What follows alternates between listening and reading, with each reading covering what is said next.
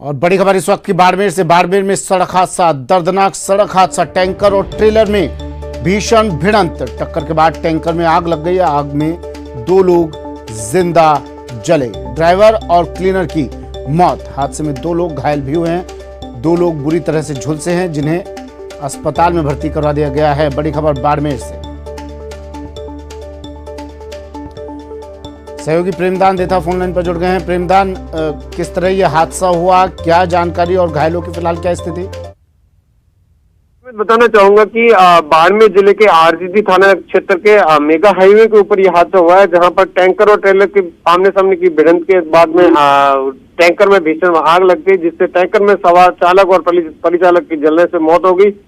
तो वहीं ट्रेलर चालक व परिचालक की गंभीर अवस्था में पुलिस के मौके पर पहुंची और उनको बाहर निकाल करके गुड़ामालानी हॉस्पिटल भेजा गया, जहां से उनको सांचौर रेफर कर दिया गया। हालांकि अभी तक सांचौर जाने के बाद में पुलिस के पास भी इसकी सूचना नहीं कि उन दोनों की हालत क्या है, लेकिन इन दोनों की जलने से मौत होगी और उनकी शिनाख्त के प्रयास जारी है कि आखिर ये दोनों कहाँ है।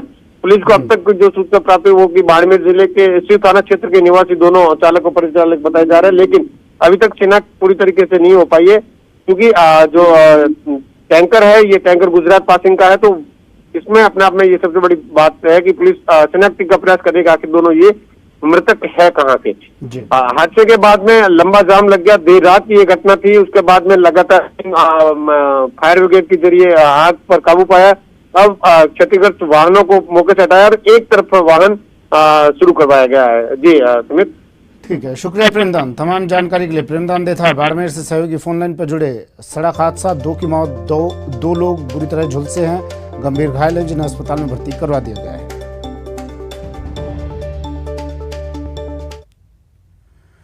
खबर दौसा से। दौसा में भी एक सड़क हादसे की तस्वीर सामने आई। बेकाबू होकर यहां एक ट्रक पलट गया।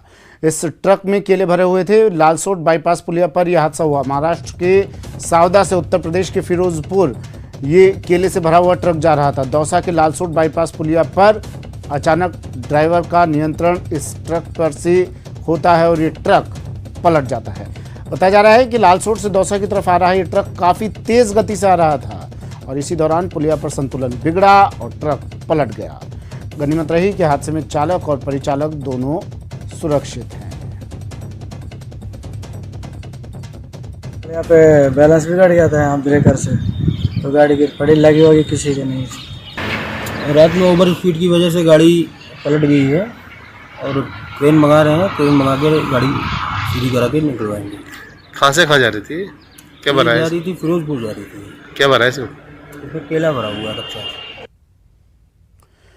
पोखरण के नाचना कस्बे में उपायुक्त उपनिवेशन कार्यालय में आग लगने से नहरी क्षेत्र के हजारों बीघा जमीन घोटाले की पत्रावलियां और रिकॉर्ड जलकर राख हो गया। अधिकारियों की जानकारी के अनुसार देर रात व्यक्ति द्वारा उपायुक्त कार्यालय के रिकॉर्ड रूम में रखे रिकॉर्ड को जलाने के लिए आग लगा दी गई। किसी अनजान व्यक्ति ने ये आग लगाई, ये कहा जा रहा है। सुबह तक रिकॉर्ड जलकर राख हो गया। कर्मचारियों ने आग बुझाने की कोशिश की, तब तक रिकॉर्ड जलकर राख हो चुका था।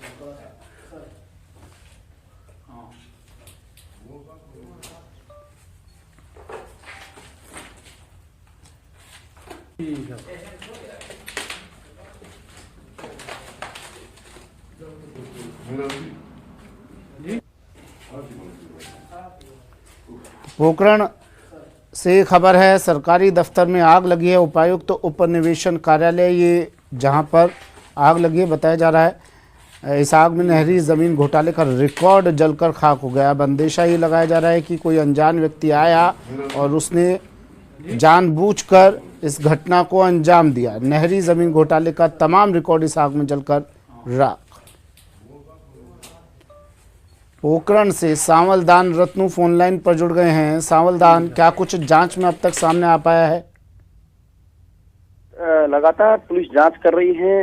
ये देर रात की घटना है। उपायुक्त उपनिवेशक कार्यालय में अज्ञात व्यक्ति द्वारा रिकॉर्ड रूम को जला दिया गया है और इसमें हजारों बीघा जमीन आवंटन का मामला है और 2018 में बड़ा जमीन घोटाला हुआ था उसको लेकर एसीबी ने मामला दर्ज करके वर्तमान भी एसीबी उस प्रकरण की जांच कर रही है। पुलिस विभिन्न पहलुओं पर जांच शुरू कर दी है। सुमित, बताया जा रहा है कोई अनजान व्यक्ति, अंदेशा जताया जा रहा है, शक जताया जा रहा है कोई अनजान व्यक्ति आया और उसने इस घटना को अंजाम देकर निकल गया।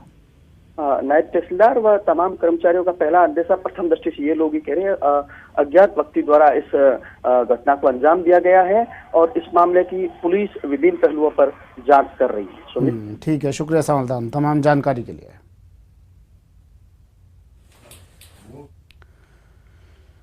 खबर चित्तौड़गढ़ से है, जहां कोतवाली थाना क्षेत्र में पंचायत समिति कार्यालय के बाहर खड़ी एक कार में अचानक आग लग गई। देखते ही देखते पूरी कार जलकर राख हो गई। घटना की सूचना मिलने पर मौके पर पहुंची फायर ब्रिगेड की टीम ने कड़ी मशक्कत के बाद आग पर काबू पाया।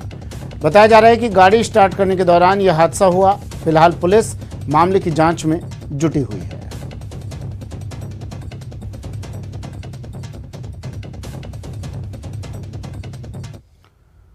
खबर श्रीगंगानगर से है, जहां जिले के सूरतगढ़ थर्मल के नजदीकी गांव भोजेवाला में रात्रि जागरण के दौरान दो गुटों के बीच विवाद हो गया। विवाद इतना बढ़ा कि दोनों पक्षों में लात घूंसे और लाठी डंडे चलने लगे। लड़ाई झगड़े का वीडियो सोशल मीडिया पर अब वायरल हो गया है। वायरल हुए वीडियो में देख सकते हैं कि कैसे जागरण के दौरान दो पक्ष अचानक एक दूसरे से भिड़ गए। हालांकि बाद में दोनों ही पक्षों ने थाने में एक दूसरे के खिलाफ क्रॉस मामला दर्ज करवाया है। वहीं पुलिस अब इस पूरे मामले की जांच में जुट गई है।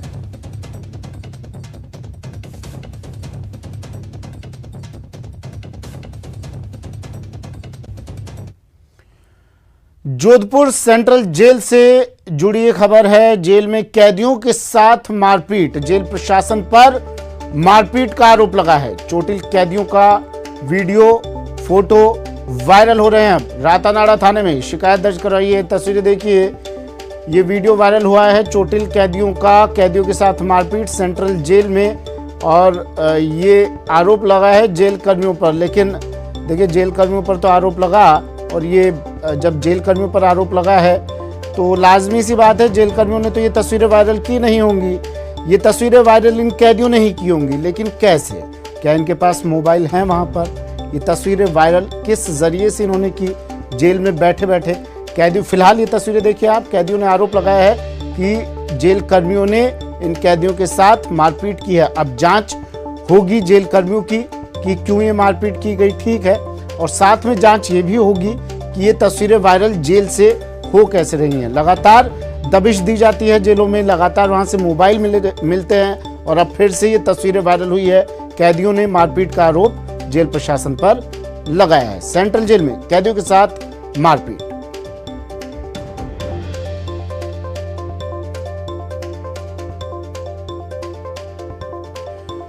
जोधपुर सेंट्रल जेल से जुड़ी ये खबर है, कैदियों के साथ मारपीट की तस्वीर। जेल प्रशासन की तरफ से उप कारापाल और एक कांस्टेबल की तरफ से रिपोर्ट दर्ज कराई गई है कि कल दोपहर के समय जब ये तलाशी अभियान में थे तो एक जेल में निरुद्ध 4 नंबर बैरिक के जो कैदी है उनके द्वारा हंगामा किया गया और उनको नियंत्रित करने के प्रयास में उनके द्वारा जेल प्रशासक के उसके कारापाल और कांस्टेबल के साथ में धक्का-धूम और मारपीट की गई, जिसको जेलर को बुला करके और उनको शांत किया गया, जिसके संबंध में राजकार्य में बाधा और मारपीट की एप्लीकेशन दी है। हमने मुकदमा दर्ज किया और अनुसंधान कर रहे हैं। इसके अलावा उसके पश्चात जेल के सीनियर अधिकारियों के द्वारा सघन तलाशी अभियान चलाया गया, जिसमें जेल के अंदर से निश्चित सामग्री, एक मोबाइल और कुछ अल्प मात्रा में अफीम का भी उनको बरामदगी हुई, जिनका अलग से एक मुकदमा दर्ज कराया गया। और जालौर से बड़ी खबर है, 1 किलो 60 ग्राम अफीम बरामद की है। एक तस्कर को भी गिरफ्तार किया है। इस तस्कर के पास से 1 किलो 60 ग्राम अफीम नशे की खेप बरामद की गई। आरोपी के कब्जे से एक लग्जरी कार भी बरामद की है। बड़ी खबर, जालौर से एक तस्कर को गिरफ्तार किया है नशे की खेप के साथ। 1 किलो 60 ग्राम अफीम इसके पास से बरामद।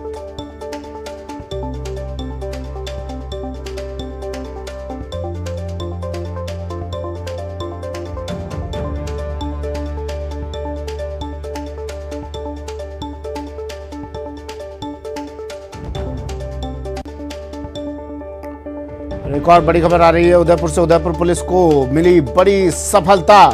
रेमडेसिविर इंजेक्शन की कालाबाजारी का खुलासा किया उदयपुर पुलिस ने। कालाबाजारी में बड़े गिरोह का पुलिस ने किया खुलासा। 92 इंजेक्शन चुराने वाले 2 नर्सिंग कर्मियों को गिरफ्तार किया है। पुलिस ने 2 दलालों को भी गिरफ्तार किया है। पैसिफिक कॉलेज से 92 इंजेक्शन इन्होंने चुराए थे। 2 नर्सिंग कर्मी और 2 दलाल गिरफ्तार। बड़ी खबर उदयपुर से।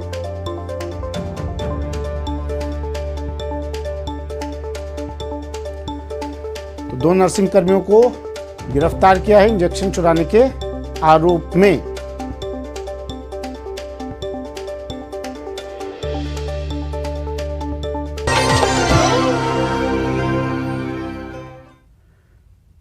ब्रेक के बाद स्वागत है आपका और अब आपको कोरोना अपडेट दे देते हैं। देश में कोरोना की बेलगाम रफ्तार से आपको अवगत करवा देते हैं। 24 घंटे में, पिछले 24 घंटे में करीब 3,44,000 से ज्यादा नए केस सामने आए हैं। एक दिन में 2,20,000 मरीज ठीक भी हुए हैं। 2,620 मरीजों की मौत हुई है। महाराष्ट्र में सबसे ज्यादा 66,000 से ज्यादा केस सामने आए हैं। उत्तर प्रदेश में 36,000 से ज्यादा नए मरीज। दिल्ली में 24,331 नए पॉजिटिव केसेस।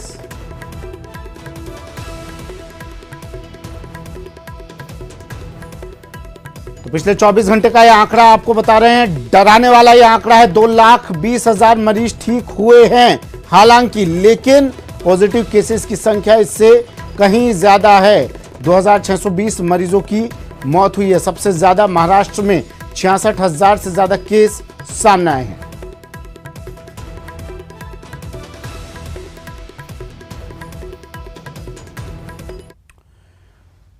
और अब बात जन अनुशासन पखवाड़े की नई गाइडलाइन की, जिसमें पहले से ज्यादा सख्ती की गई है। गृह विभाग ने नई गाइडलाइन जारी कर दी है। नई गाइडलाइन में कड़ी सख्ती की गई है। निजी वाहनों के एक जिले से दूसरे जिले में जाने पर रोक लगा दी गई है। पेट्रोल डीजल भरवाने की समय सीमा भी तय कर दी है। सुबह 7 बजे से 12 बजे तक पेट्रोल डीजल ही अब लोग भरवा सकेंगे। अब सुबह 6 बजे से 11 बजे तक किराना की दुकानें खुली रहेंगी। डेयरी रोज सुबह 6 बजे से 11 बजे तक खुली रहेंगी। ई मित्र और आधार केंद्र खोलने की अनुमति शुक्रवार शाम 6 बजे से सोमवार सुबह 5 बजे तक। वीकेंड कर्फ्यू, मेडिकल इमरजेंसी और जरूरी सेवाओं को इस दौरान छूट रहेगी। 26 अप्रैल तक ये नई गाइडलाइन प्रभावी रहेगी।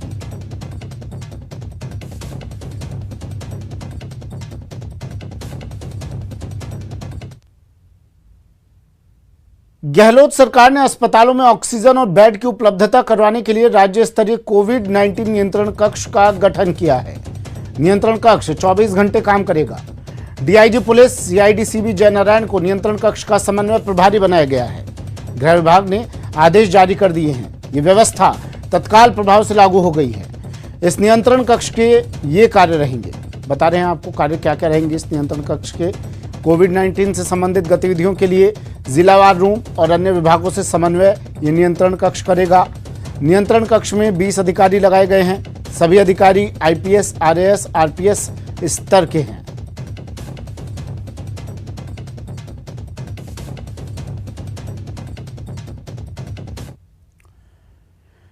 कोरोना की बढ़ती लहर को देखते हुए मुख्यमंत्री ने एक बार फिर ट्वीट कर लोगों से सावधानी बरतने की अपील की है। ट्वीट कर उन्होंने लिखा है कि कोरोना की दूसरी लहर अत्यंत घातक है। युवा पीढ़ी बड़ी संख्या में संक्रमित हो रही है। गांवों में भी लोग संक्रमण की चपेट में आ रहे हैं। मृत्यु दर भी अधिक है। इसलिए सभी प्रदेशवासियों से अनुरोध है कि कोरोना की दूसरी लहर पर नियंत्रण के लिए सहयोग दें। कहीं भी जाएं, मास्क लगाएं, कोरोना प्रोटोकॉल की पालना करें, 2 गज की दूरी रखें, बार बार हाथ धोएं, बिना जरूरत घर से ना निकलें।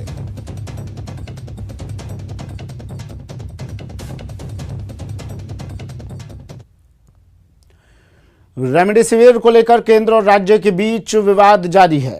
ताजा कड़ी में मुख्यमंत्री अशोक गहलोत ने केंद्र पर निशाना साधा है। गहलोत ने पूछा है कि आखिर रेमडेसिविर पर भेदभाव क्यों?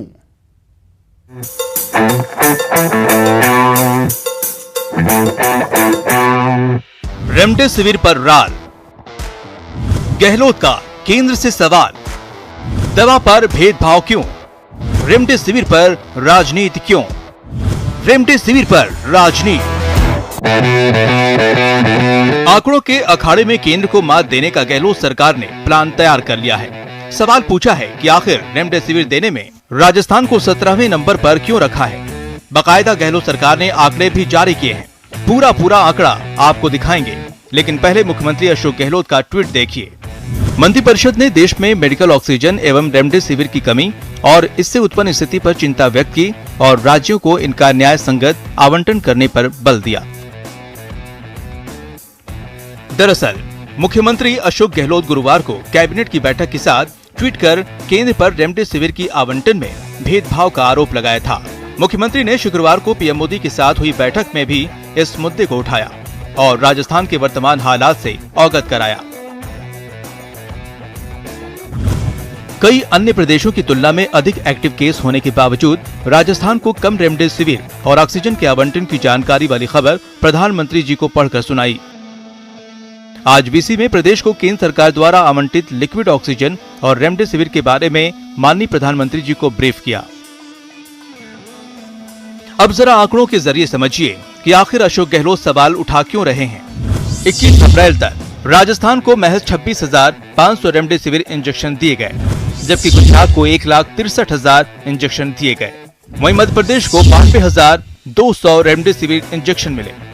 आवंटन और एक्टिव केसेस का प्रतिशत निकाला जाए तो राजस्थान को महज 27.50% इंजेक्शन आवंटित किए गए, जबकि गुजरात को 194% और मध्य प्रदेश को 112%। अब इन्हीं आंकड़ों को लेकर सियासी अखाड़ा सजा है और अशोक गहलोत केंद्र पर भेदभाव का आरोप लगा रहे हैं। जयपुर से न्यूज़ 18 राजस्थान के लिए दिनेश शर्मा की रिपोर्ट।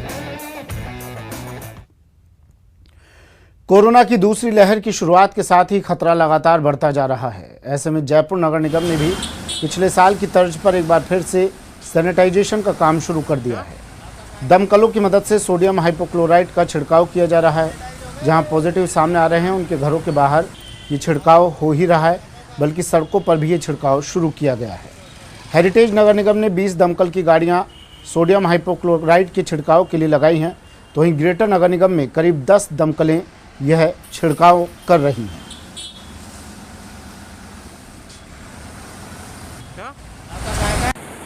कोरोना संक्रमण के मामले लगातार बढ़ते जा रहे हैं। राजधानी जयपुर में भी लगातार जो केस है वो बढ़ते जा रहे हैं और इसी को लेकर अब जो नगर निगम है उस नगर निगम प्रशासन ने पिछले साल की तरह एक बार फिर से जो सड़कें हैं और जो घर हैं उनको सैनिटाइज करने का काम शुरू कर दिया है। जयपुर में अभी खजाने वालों के रास्ते में हम मौजूद हैं और यहाँ पर यदि तस्वीरें मैं आपको दिखाना चाहूँ तो यहाँ पर ये तस्वीरें आप देख सकते हैं, जहाँ पर जो नगर निगम प्रशासन है उसकी जो दमकलें हैं वो यहाँ पर सोडियम हाइपोक्लोराइड का जो छिड़काव है वो यहाँ पर करती हुई नजर आ रही हैं। ये दमकलें यहाँ पर शहर की सड़कों पर इसी तरीके से घूम रही हैं और जो यहाँ पर सड़कें और जो मकान है उनको यहाँ पर सैनिटाइज किया जा रहा है। खासतौर पर बात यह कि हेरिटेज नगर निगम का जो इलाका जो कि एक तरीके से चारदीवारी का इलाका ज़्यादातर उसमें है, वहाँ पर कुल मिलाकर जो गाड़ियाँ हैं वो 20 दमकल की गाड़ियाँ यहाँ पर लगाई गई है। इसके अलावा यदि बात की जाए तो यहाँ पर जो हाथ से जो स्प्रे का छिड़काव होता है सोडियम हाइपोक्लोराइड का, वो भी यहाँ पर व्यवस्थाएं की गई है। इनके अलावा यदि बात हो तो ग्रेटर नगर निगम इलाके में करीब 10 जो दमकलें हैं वो यहाँ पर सोडियम हाइपोक्लोराइड के छिड़काव के लिए रखी गई है। यहाँ के जो पार्षद है खजाने वालों के रास्ते के वो भी हमारे साथ मौजूद है। गिरिराज नाटा जी, क्या आपकी डिमांड पर आई है गाड़ियाँ और इस तरीके से छिड़काव लगातार किया जा रहा है यहाँ पर? हमारी डिमांड पर ये गाड़ियाँ आई हैं और छिड़काव रेगुलर किया जा रहा है। यहाँ जब भी हमारी डिमांड होती है प्रशासन तुरंत भर्ती मुहैया कराता है और कार्रवाई। तो बिल्कुल देखिए, जो पार्षद है वो यहाँ पर एक तरीके से एक्टिव नजर आ रहे हैं और जो पार्षद जब गाड़ियाँ मंगवाते हैं तो गाड़ियाँ तुरंत उनके इलाकों में यहाँ पर पहुँचती हैं और इसी तरीके से जो आप तस्वीरें देख रहे हैं यहाँ पर इसी तरीके से जो छिड़काव है वो किया जा रहा है, जिससे कि कोरोना की जो बढ़ती हुई चैन है उसको तोड़ा जा सके। दीपक व्यास, न्यूज़ 18 राजस्थान, जयपुर। प्रदेश में बेकाबू होते कोरोना संक्रमण से ऑक्सीजन और मरीजों के लिए बेड की किल्लत के बीच अच्छी खबर है। जयपुर और सिरोही के आध्यात्मिक केंद्र इस संकट काल में वरदान बने हैं। ये दोनों तस्वीरें आध्यात्मिक सेंटर की हैं जो कोरोना काल में मरीजों के लिए वरदान बन रहे हैं। पहली तस्वीर सिरोही ब्रह्म कुमारी संस्थान की, जहां 500 बेड का कोविड सेंटर तैयार कर मरीजों का इलाज शुरू हो गया है। दूसरी तस्वीर जयपुर के राधा स्वामी सत्संग व्यास परिसर की, जहां 500 बेड का कोविड सेंटर तैयार किया जा रहा है।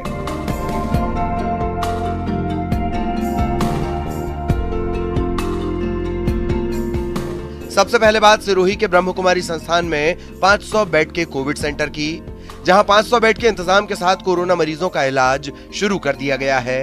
संस्थान की ओर से मरीजों को भोजन और नाश्ते का इंतजाम किया जा रहा है। यहाँ डॉक्टर्स और पैरामेडिकल स्टाफ 24 घंटे मरीजों के इलाज में जुटे हैं। इसके डेप्थ को देख करके हम लोगों ने सोचा, कलेक्टर साहब ने, एसडीएम साहब ने, तहसीलदार अधिकारी लोगों ने रिक्वेस्ट भी किया हमको। इस साल बहुत बड़े प्रमाण में बीमारी का संख्या बढ़ रहा है, डेथ भी ज़्यादा बढ़ रहा है, ऑक्सीजन की ज़रूरत है और भी अन्य सुविधा भी ज़रूरत है। इसके लिए उन्होंने अनुरोध किया। हमारे ईश्वरीय विश्वविद्यालय की वरिष्ठ भाई बहनें मिल करके पूरा निर्णय करके उसको दिया है। और मैं समझता हूँ सारी राजस्थान में इतना बड़ा बिल्डिंग अभी तक कोई मिला नहीं होगा। इतनी सुंदर बिल्डिंग, इतनी व्यवस्थित बिल्डिंग, उधर हर कमरे में कम से कम 4 बेड तो ही है और लोग तो 4 के बजाय 3 भी रख सो, 2 भी रखो, जितना उनकी पेशेंट की स्थिति को देख करके उस अनुसार प्रोवाइड किया जाएगा और उनको ऑक्सीजन की प्रोवाइड करना पड़ेगा। ईश्वरीय विश्वविद्यालय इन सबको खान पान का भी व्यवस्था कर रहा है। जितने भी बेड होगा, जितने भी हॉस्पिटल की कर्मचारी होगी और पेशेंट होगी, उन सब के लिए ईश्वरीय विश्वविद्यालय पूरा खान पान का भी जवाबदारी लिया है। हमारे पास पहले ब्रह्म कुमारी द्वारा दिए हुए 2 बिल्डिंग थी, प्रेम निवास और आत्मदर्शन। उनमें जैसे ही कैपेसिटी फुल अप हुई तो हमने इनसे, ब्रह्म कुमारी संस्थान के जो संचालक हैं, उनसे रिक्वेस्ट की कि हमें पहले वर्ष की भांति ही वापस मानसरोवर की बिल्डिंग दी जाए। उन्होंने हमारी रिक्वेस्ट को स्वीकार किया और हमें वो मानसरोवर की बिल्डिंग दे दी है। वहाँ पर ब्रह्म कुमारी संस्थान है, उन्होंने फ्री ऑफ कॉस्ट खाने की व्यवस्था कर रखी है सभी पेशेंट के लिए। बहुत अच्छी व्यवस्था है। 550 से ज़्यादा बेड है उसमें। ब्रह्म कुमारी संस्थान मानसरोवर में 500 बेड का कोविड सेंटर शुरू। मरीजों के इलाज के लिए 4 डॉक्टर समेत 26 पैरामेडिकल स्टाफ तैनात। संस्थान की ओर से मरीजों के लिए खाने और नाश्ते का इंतजाम। इस कोविड सेंटर का रिकवरी रेट 99.2%। 3000 कोरोना मरीज हुए। बीलवा में राधा स्वामी सत्संग परिसर में कोविड सेंटर बनाने की। इस संस्थान के परिसर में जेडीओ की ओर से शुरुआत में 500 बेड का कोविड सेंटर तैयार किया जा रहा है। ये कोविड सेंटर 26 अप्रैल तक बनकर तैयार हो जाएगा, जहां इलाज के तमाम संसाधन के साथ मरीजों के खाने और नाश्ते का भी इंतजाम होगा। यहाँ जरूरत पड़ने पर 7000 बेड से ज्यादा का इंतजाम हो सकता है।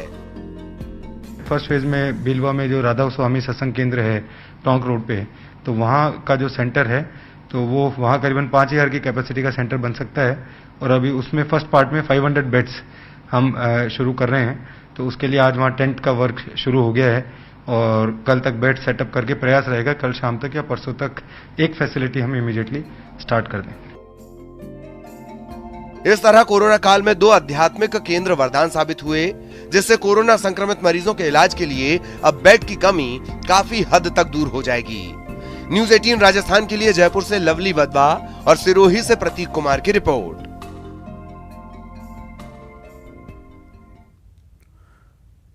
चलिए वक्त एक ब्रेक का, जल्द हाजिर होंगे।